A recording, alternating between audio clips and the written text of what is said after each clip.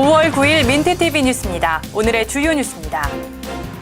2011년 재난대응 안전한국훈련이 실시됐습니다.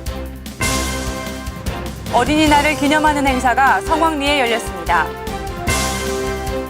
불교 지도자들이 모인 대법회 현장을 다녀왔습니다. 이상 오늘의 주요 뉴스였습니다. 첫 소식입니다. 폭발물 테러와 대지진 등 생명을 위협하는 상황이 발생한다면 여러분은 어떻게 하시겠습니까?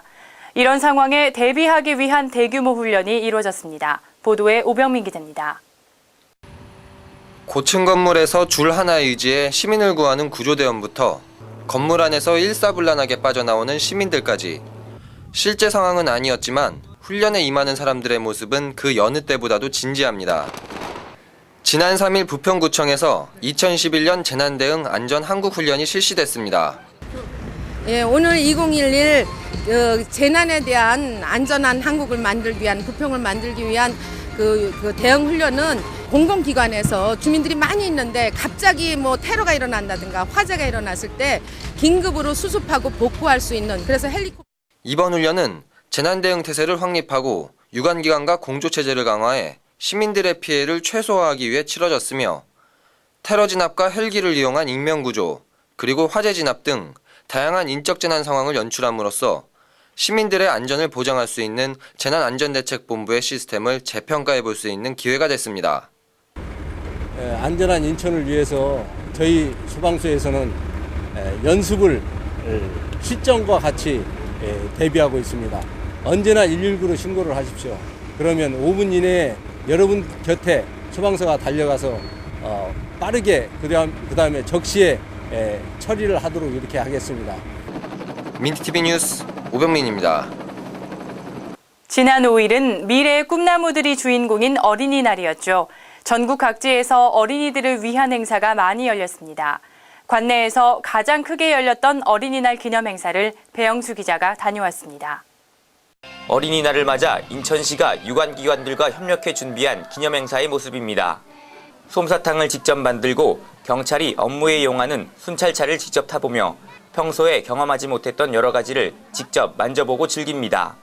지난 5일 어린이날 기념식이 열렸던 문학경기장 광장. 단순한 기념식이 아닌 어린이들을 위한 공간으로 변해 오전부터 만여 명이 넘는 시민들로 가득 차 있었습니다. 특히 이날 행사는 어린이들을 대상으로 한 체험마당이 크게 주목받았습니다.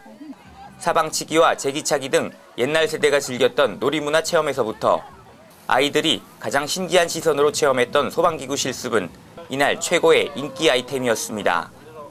한편 기념식에서는 어린이날 헌장 낭독과 우수 어린이 및 어린이 보호를 위해 봉사한 시민들에게 표창이 수여되는 등 어린이날에 대한 정체성을 생각하는 계기가 되기도 했습니다.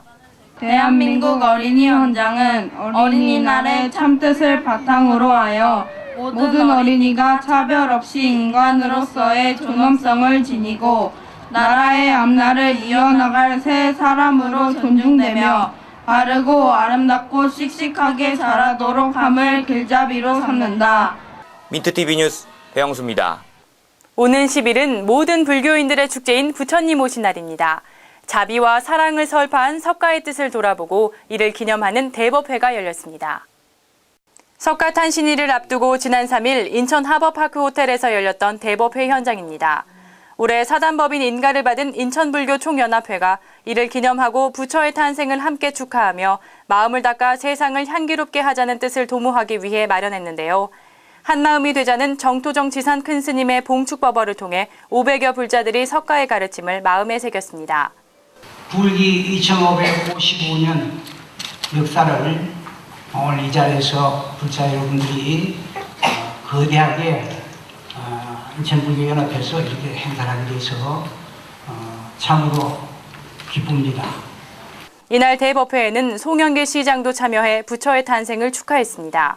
송 시장은 나라의 역사와 함께하며 다른 종교인들과도 화합하는 모범을 보여온 한국 불교의 모습은 종교계가 자랑할 만한 것이라며 축하의 메시지를 전했습니다.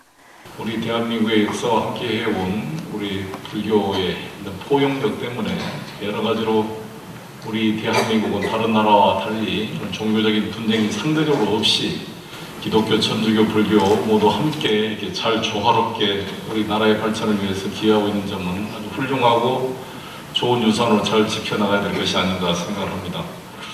한편 이날 인천불교총연합회는 어려운 이웃을 위해 자비의 쌀 4,000kg을 모아 인천시 사회복지연합회에 전달했습니다.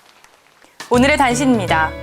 인천공항세관은 올 1분기 동안 미화 기준 1만 달러를 초과하는 지급수단을 세관에 신고하지 않고 휴대반입하려다 검거된 사례가 급증하고 있다고 밝히고 이에 대한 검사를 강화하기로 했습니다.